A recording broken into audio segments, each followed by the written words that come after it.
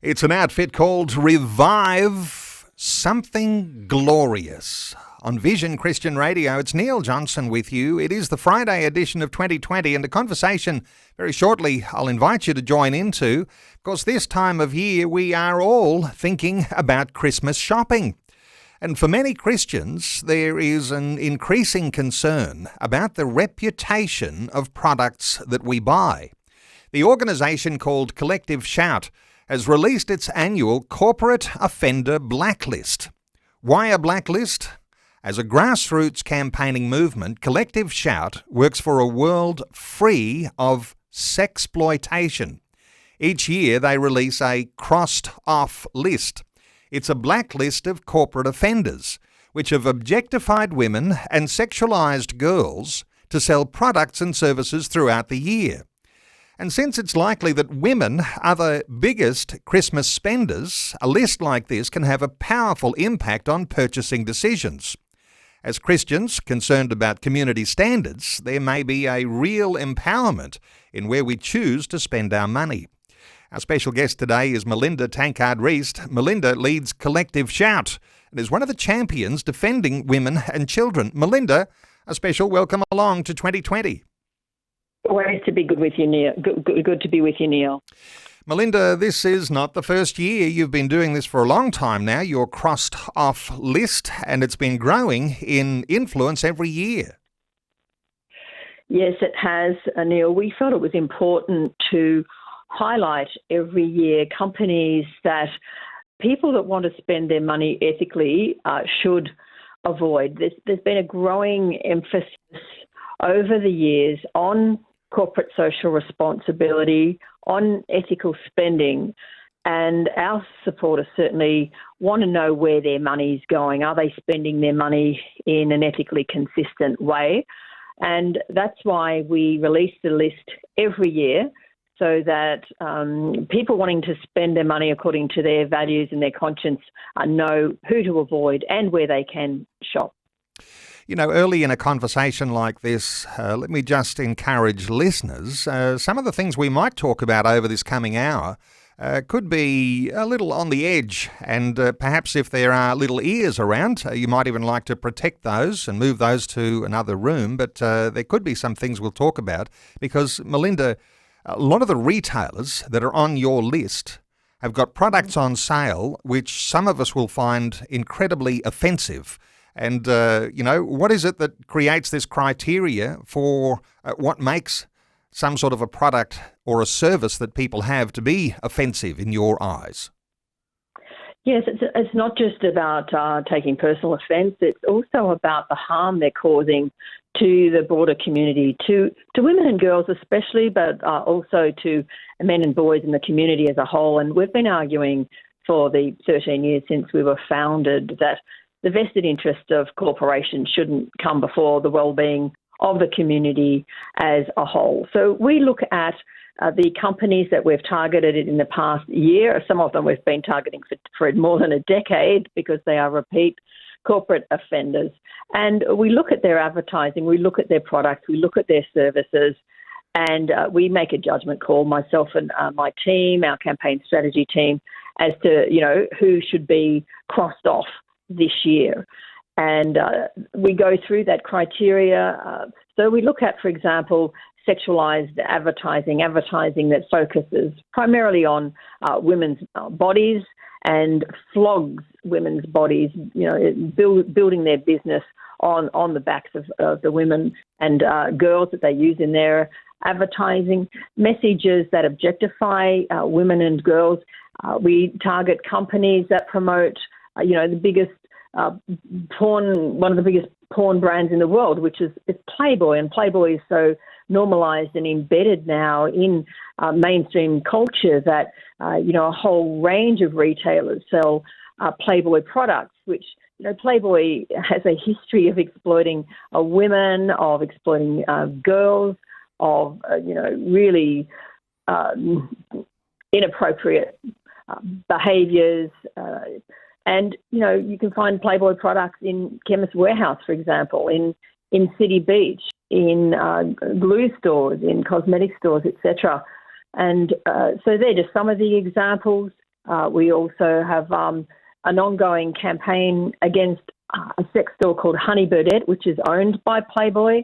And, Honeybird, we have had over 60 upheld rulings now through ad standards for that company breaching the code of ethics in their advertising, which eroticise violence against women, images that depict women being choked, reducing female athletes and flight attendants to male porn fantasies, continually disempowering women and girls, including their female staff who report toxic workplace culture. Naturally, they are on our list every year because they don't change. There's no fines or penalties for non-compliance.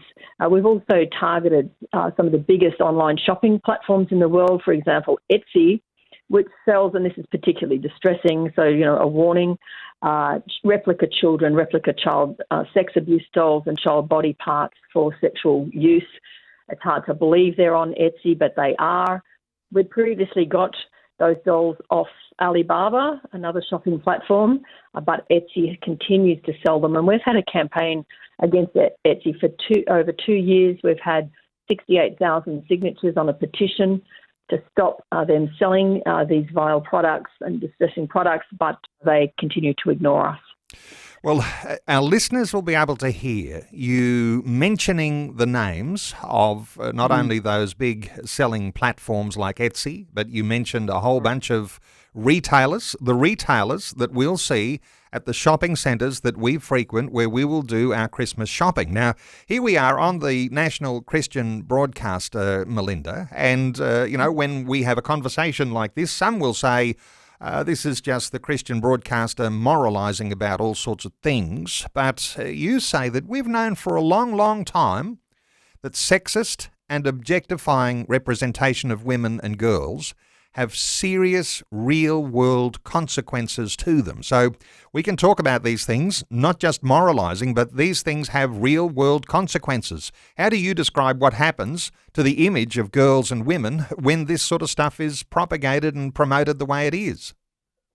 Well, that's exactly right, Neil, real-world consequences for women and girls. So, this is certainly not an issue only of concern to Christians. Collective Shout is a very broad-based movement, and we find common ground on the issue of sexual exploitation. So we're for anyone who agrees with our cause and our desire, really, for a better world. And anyone with children is affected by this issue.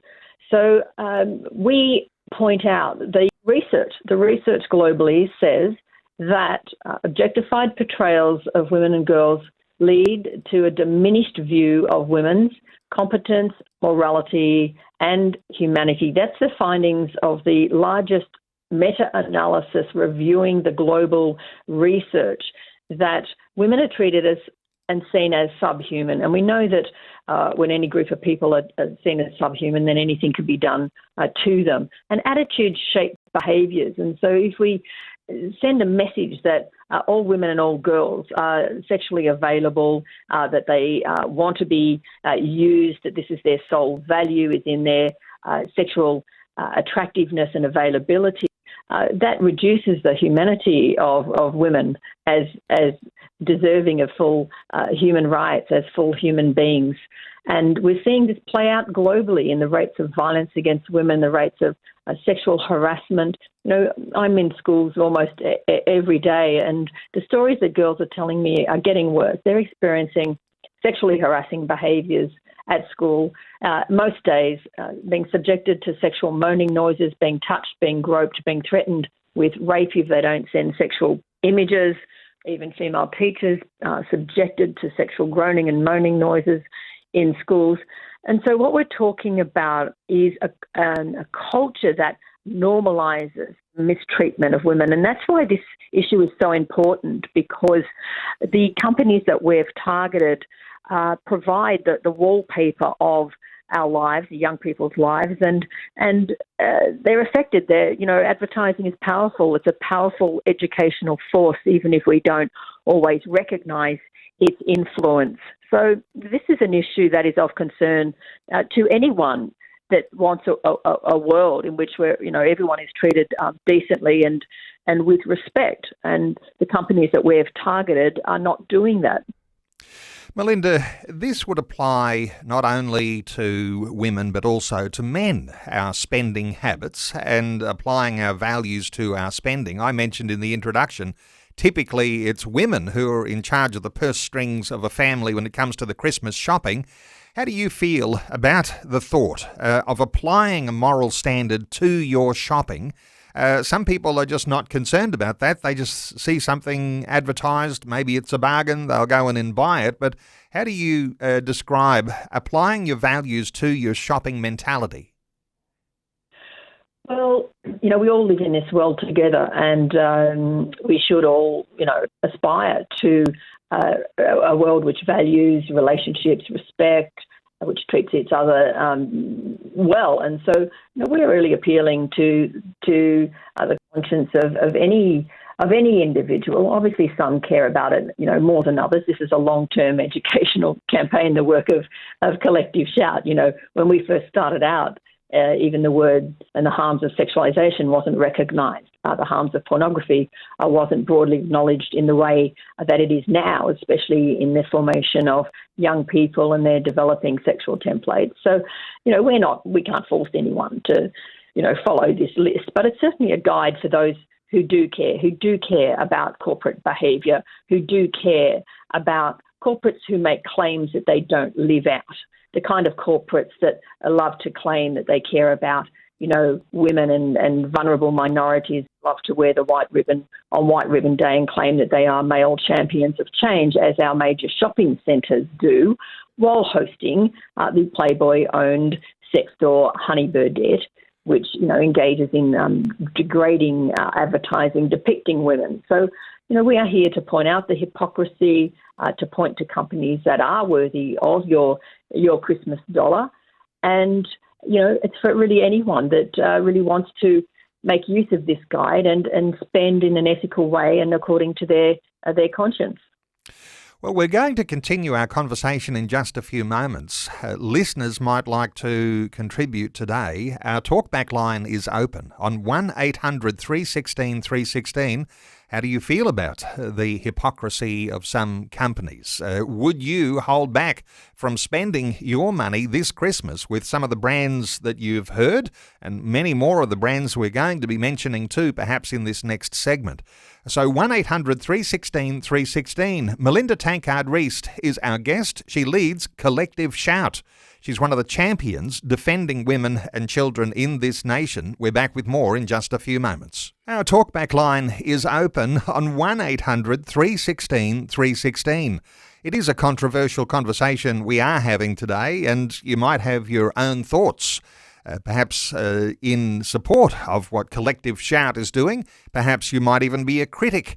Well, you'll be welcome to call too, to call as well as being someone who might support those sort of initiatives. So 1800 316 316. Melinda Tankard Reist is our guest. She leads Collective Shout.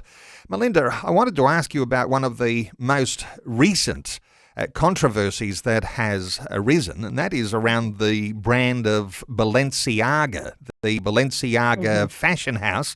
This is just only in the media this last week or so, allegedly using child abuse material in promotion of their brand. No doubt you've got a lot of conversation about that around your office. What are your immediate thoughts? Well, we're involved in that global campaign, Neil.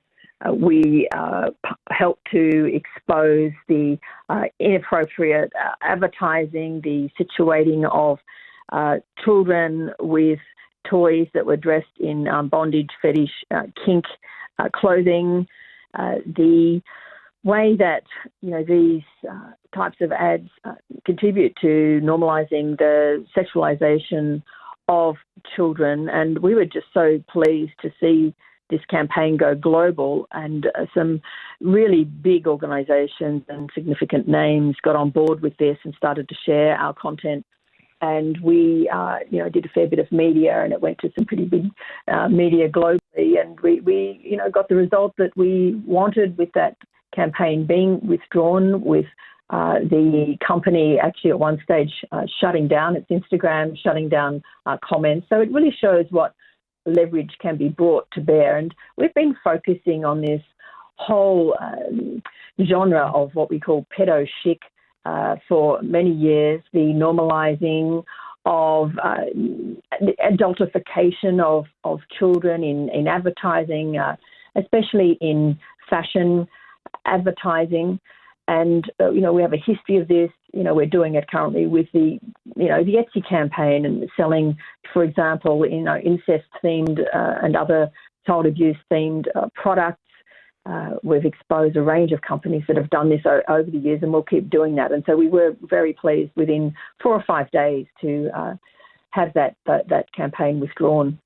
There are big name influencers around the world, aren't there? And, the biggest name that people probably think of is Kim Kardashian, who is connected in some ways with this Balenciaga campaign. She says she's shaken by the disturbing images, but and you might have an update here, but as far as I know, she hasn't really distanced herself from relationship with the company. It takes a lot of effort, doesn't it, to really make your voice heard? Yes, it does. We were pleased to see Kim Kardashian come out and say that she was shaken, that she was disturbed as a mother of 4 to see those images. She said she was reviewing her relationship with the company over its BDSM-themed photo shoot featuring children. It doesn't look like she's, right now going to sever the relationship. But, we take what we can get. At least she came out against it. And now our very own Australian Nicole Kidman is being criticised also for modelling for that brand and is being called upon to distance herself from this company as well. So, there's some pressure being put on in high places. We'll see what happens there. But this is all as a result of, these grassroots campaigns that we run and that others join as well to focus on, what we've labelled corporate pedophilia, that you can't, profit from sexualising and adultifying children, that there has to be, a line in the sand here. And it was great to see in this case some, pretty quick success. And we'll continue to be vigilant and highlight anything else they do which is inappropriate. The skeptic in me asks the question, could this sort of thing be accidental or is it deliberate? Because the way this looks with the Balenciaga brand, given that they've got, the photo of the teddy bear wearing BDSM outfits, and there's even in there an image of a text of a court document about virtual child pornography. Accidental or deliberate, do you think that there are some companies, knowing that there are organisations like Collective Shout who will begin a campaign against them, they actually include the outrage as part of their campaign to raise the level of support for their label? Does that happen, do you think?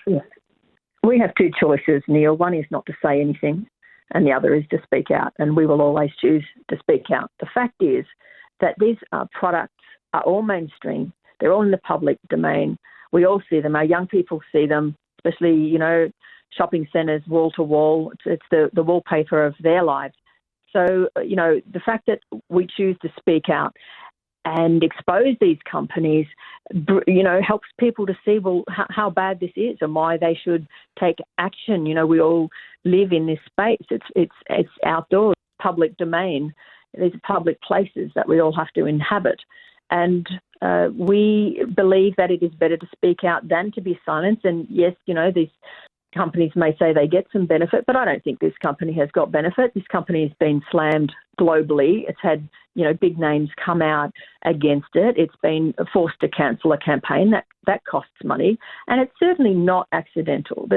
If you have a look at their style of advertising, their pattern, there's a pattern here. And it is not an accident to include a document relating to court cases on child pornography, which was in another ad campaign that was situated quite closely to this one on their social media pages. These things don't happen by accident. There's a lot of people that work for this company. It's a big company. Everything they do would be checked and reviewed, and looked at very, very closely. A lot of people would have been involved in the chain of command there and ticking off on these, high-level campaigns.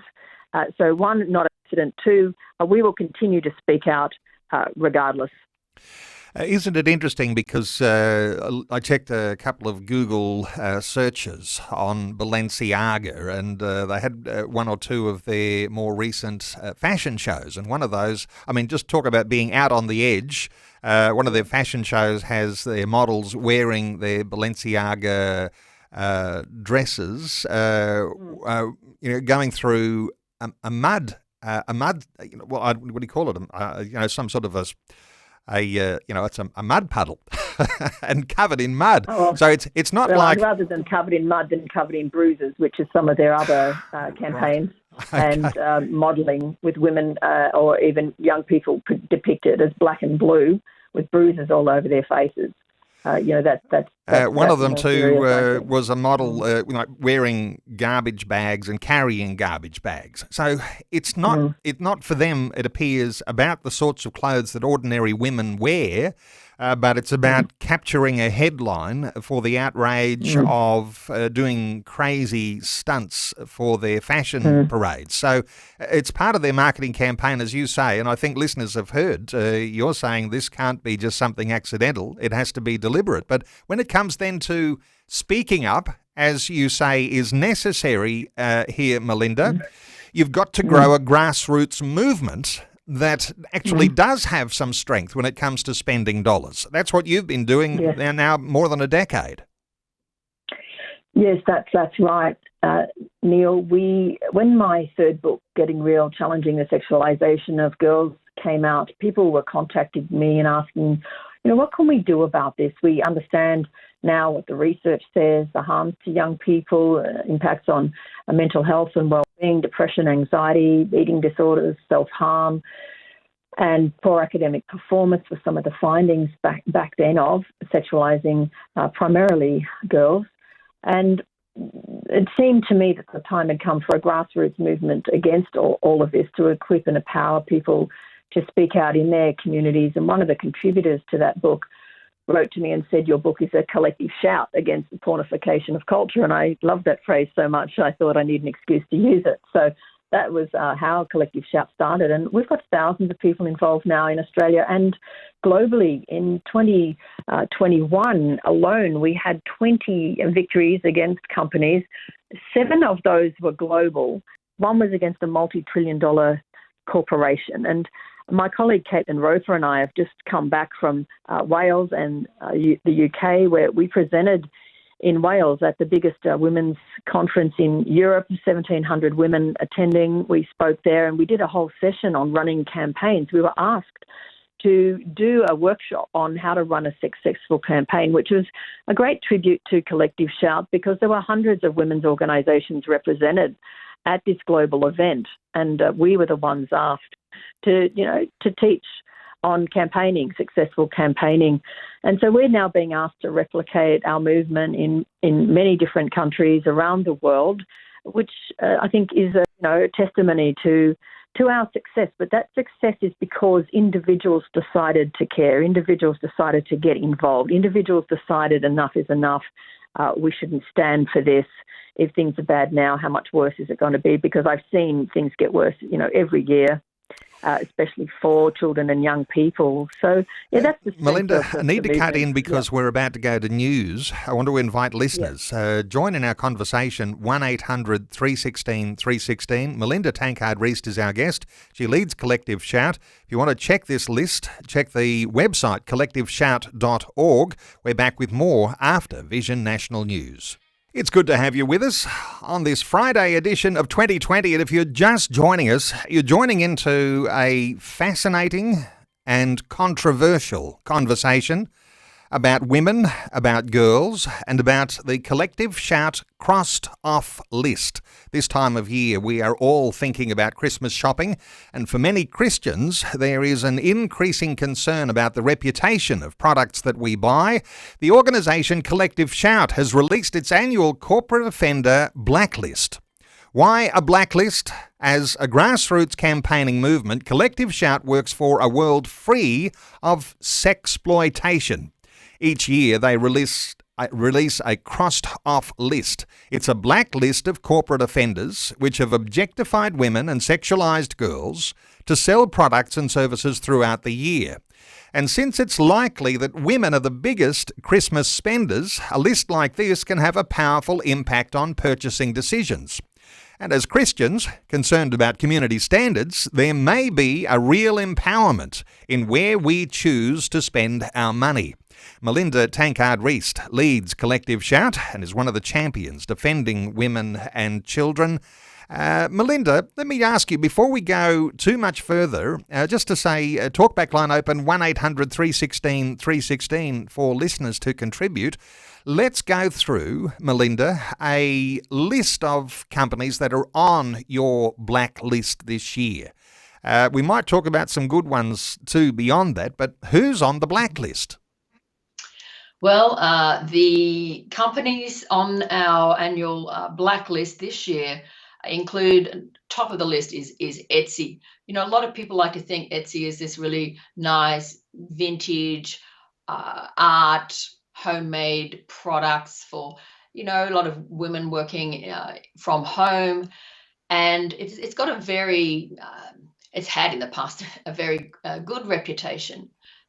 However, Etsy has a dark side, a big dark side, and that is that they actually sell replica, lifelike, anatomically correct child sexual abuse dolls. We've seen these products, not just children, infants, babies as well, toddlers, as well as replica child body parts, along with incest-themed materials, pedophilic aesthetic kind of materials and products.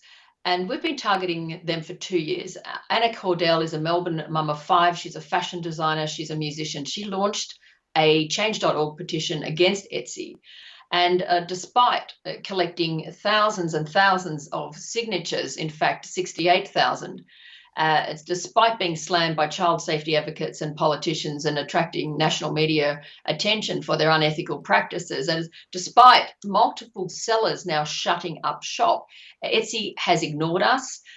We are going to continue to target them until they get rid of these abhorrent products which normalise child sexual abuse, and encourage our supporters.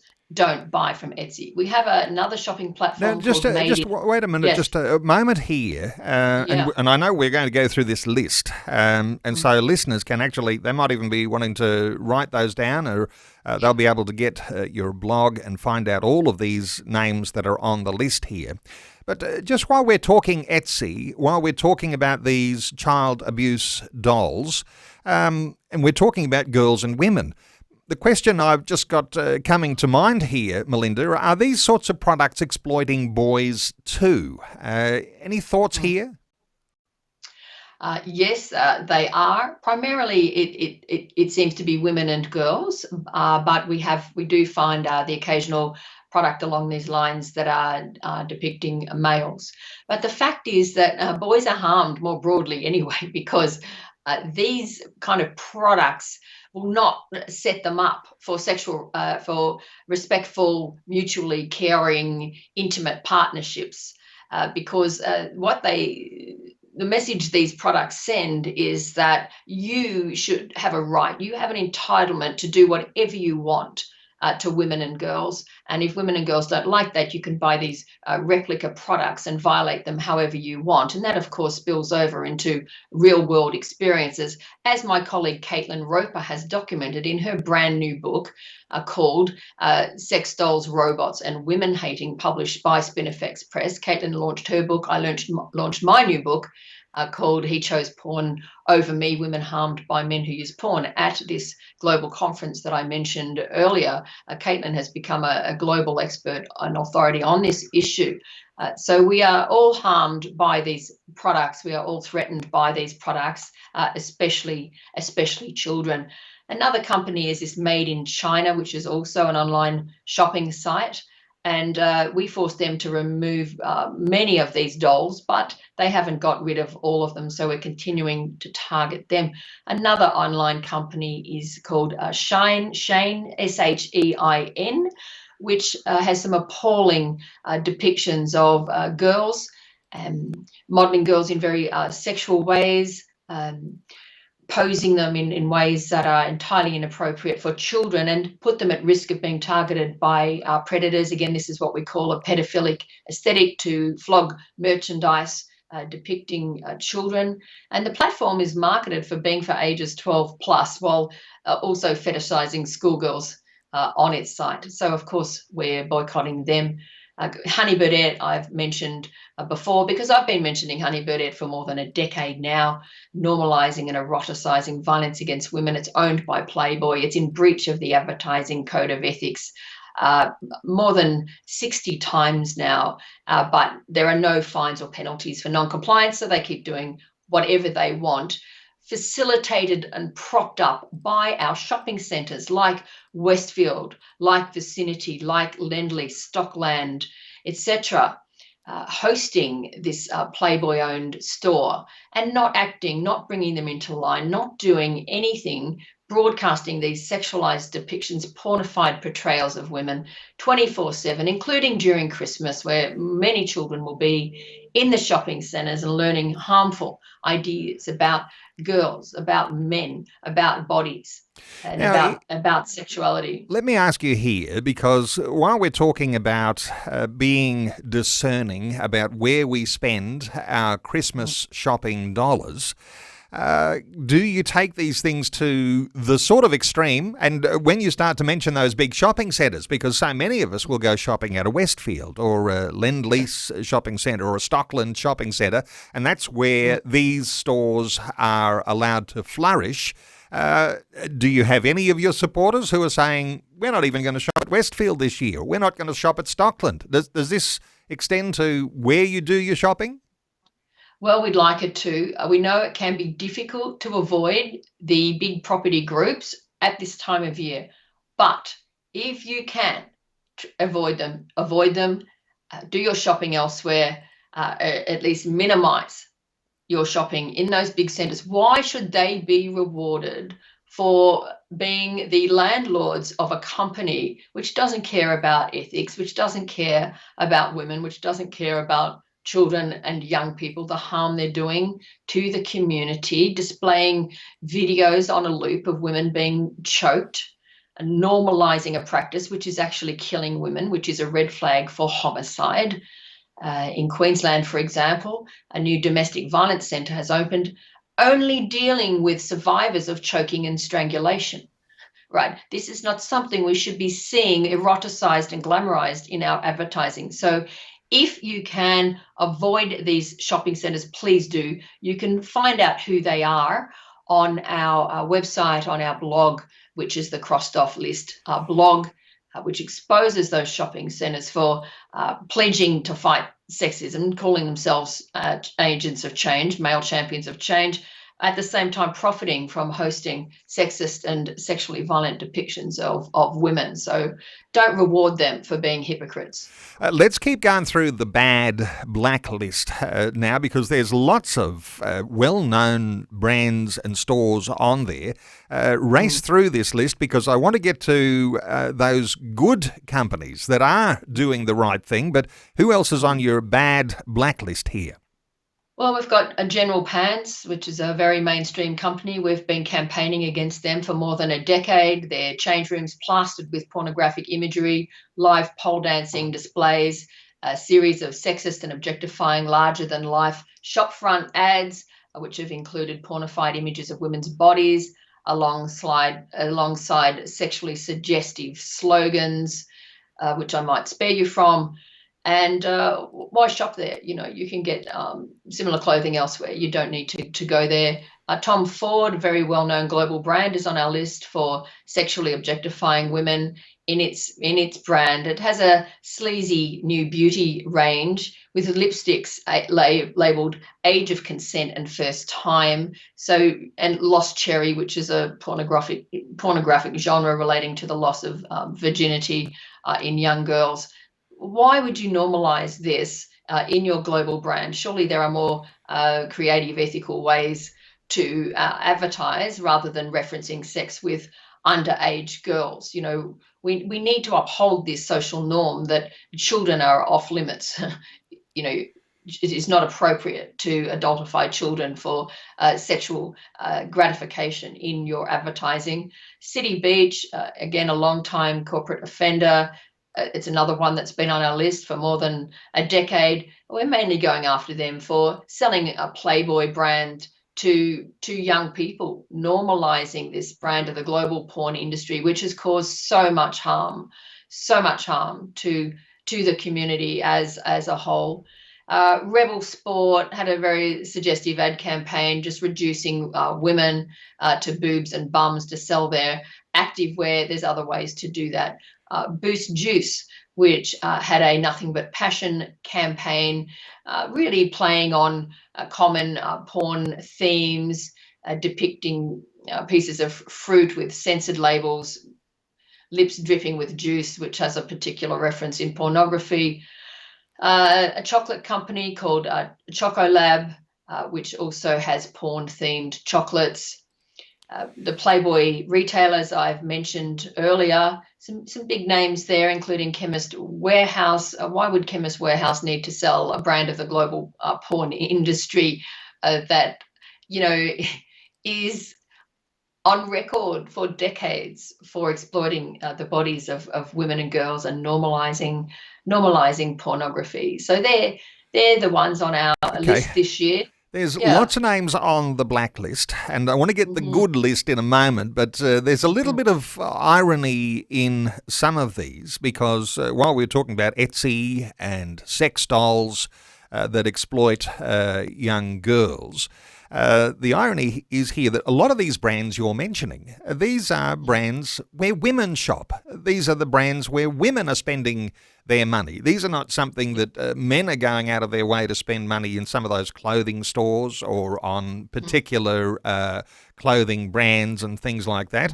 How do you make sense of all of this? Because a lot of these brands, they're marketed to women. What's gone wrong here, Melinda? Yes, well, what has gone wrong indeed? They are harming and mistreating and degrading their own target market. And, a significant part of our work is to help women see that these companies do not respect them. These companies do not respect women and girls, and therefore you shouldn't be supporting them. And, we've noticed a shift. We've noticed there is more awareness now on the harms these companies are doing.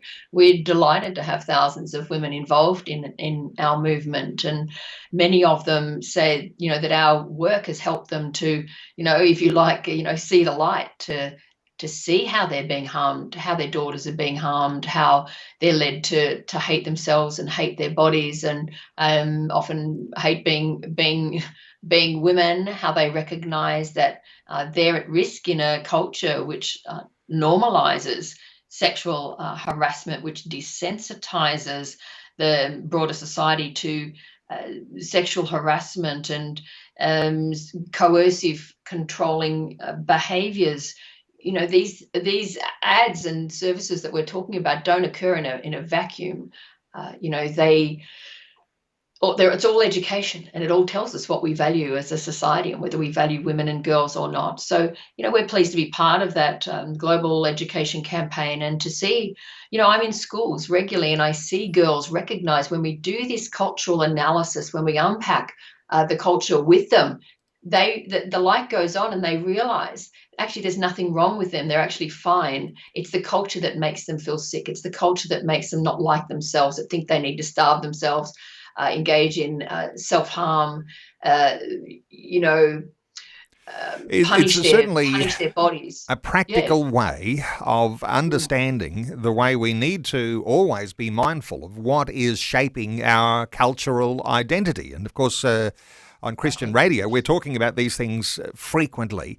And while we've been listing the blacklist, I don't want to miss the opportunity because, listeners can say, oh, well, let's just, collective shout out with a baseball bat over a whole bunch of companies that are just trying to make $1.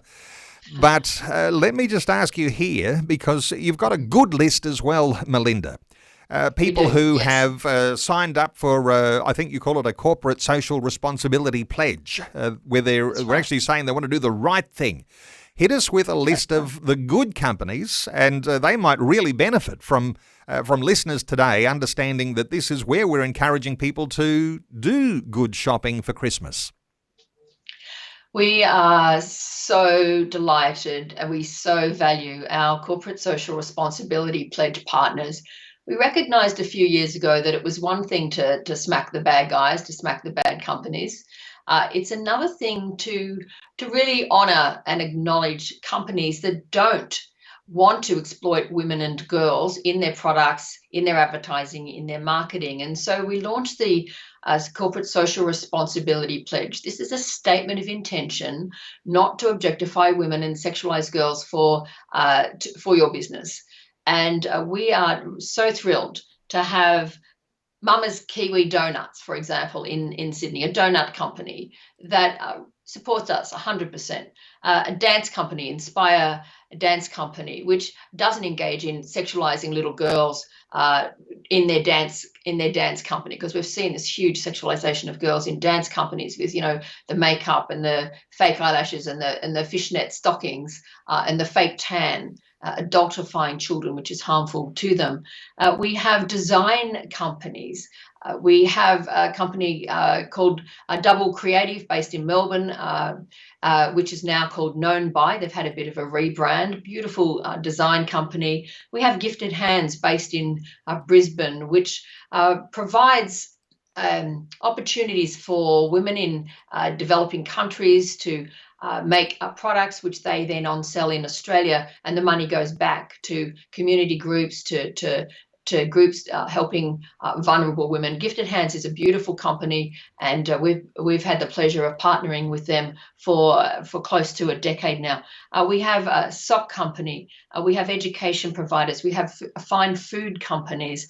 We have a very well-known winery, award-winning winery. We have fitness company as well, the Ransom Sisters in Sydney. And so it's just wonderful to partner with companies that believe in their responsibility not to do harm to the community. So if you're a company that doesn't advertise in these exploitative ways, and you care about ethics, you care about the well-being of the community.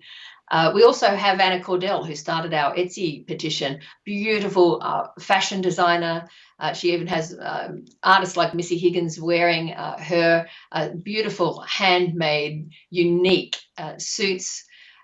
So, support Anna as well because of what she's doing with this Etsy campaign. So multiple choices there. And we're adding to our list of good companies regularly. So keep an eye on that through our website and have a look at the pledge. If you sign it, we will promote you to thousands of supporters in Australia and globally. So we really want to build this and have as many companies as we can to offer supporters who want to spend their money ethically. My suspicion is those companies would love it. Those that are not just bricks and mortar businesses, but those that are online, because our reach on Vision is all over Australia, and you might be doing some online shopping and you might be thinking, I need to get a hold of that list of those ethical, good retailers who have signed this corporate social responsibility pledge. It sounds something that you might really get behind and do the right thing. We're running short of time. You've had some big wins over this past year or two.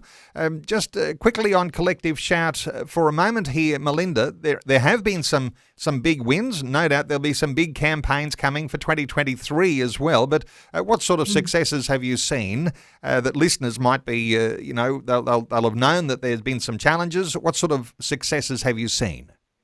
Oh, Neil, I just love talking about our wins. I could do a whole program just on our victories because it gives us so much encouragement to know that, people like your listeners cared enough to get behind our campaigns. We probably our biggest wins have included Alibaba, I mentioned earlier, the biggest global shopping platform in the world that was hosting these child sexual abuse dolls. We got 23 Chinese factory sellers down off Alibaba in a relatively short time. And we commended Alibaba for this action. They updated their red flag system. We work with them on that to help them to identify inappropriate products. And, they have shown that corporates can change. So we commend them for that. We just really need Etsy now to follow suit. We had a massive campaign called Let Them Wear Shorts, where we supported the Norwegian beach handball team. This sounds like a comedy routine. It's not. But the Norwegian beach handball team was required under the International Handball Federation's rules to wear minuscule bikini bottoms when playing beach handball. And they decided that they weren't comfortable. They decided that, they just couldn't perform to the peak of their ability. They didn't like seeing photos of themselves in, inappropriate positions being shared by men online. And so they decided at the Euro competition in Spain to swap these minuscule bikinis for bike shorts. As a result, they were fined for inappropriate clothing. You can't make this up, Neil. Inappropriate clothing. Yeah. We backed them. We ran the Let Them Wear Shorts campaign, and led by a young activist, Talitha Stone, she's an Aussie living in Norway and an athlete. And we were successful. Another really big win was getting rid of 3 porn magazines in this country, Zoo Weekly, Picture Magazine, and People. Now, Picture and People had been in production in Australia for 80 years, upwards of 80 years. We got involved. We tweeted images from their magazines, which were in corner stores, 7-Eleven, petrol stations, at kids' eye level next to the lollies, depicting, for example, fetishizing of schoolgirls. And we went hard against Bauer Media Group on Twitter. Within 6 weeks, I was called into a meeting with the CEO of Bauer Media, and he said, we have decided to cease publishing. That was a great day. Melinda, there's a lot of wins on your list, yes. And no doubt listeners will be able to explore some of those if they visit your website. Collectiveshout.org is the website address. And while you're on the website, check out the Cross 'em Off Your Christmas list. You'll be able to get a list of the blacklisted companies, brands, and you'll also be able to find the list of those good companies. You might even be running a business now and you say, well, I think we could very easily, because of our own ethical position, sign a corporate social responsibility pledge. You'll be able to find out details of that, a statement of intention not to objectify women and sexualise girls. You'll find that on the Collective Shout website too, collectiveshout.org. Melinda, thank you so much for taking some time to share these thoughts. It is a practical way that listeners to a conversation like this today and hearing the sorts of things we talk about frequently on this program can do something of a practical nature that will have a real effect on what happens in the real world. Thank you so much for taking some time to share these thoughts with us today on 2020. Neil, thanks as always for the opportunity. We really appreciate being able to engage with your listeners. Thank you.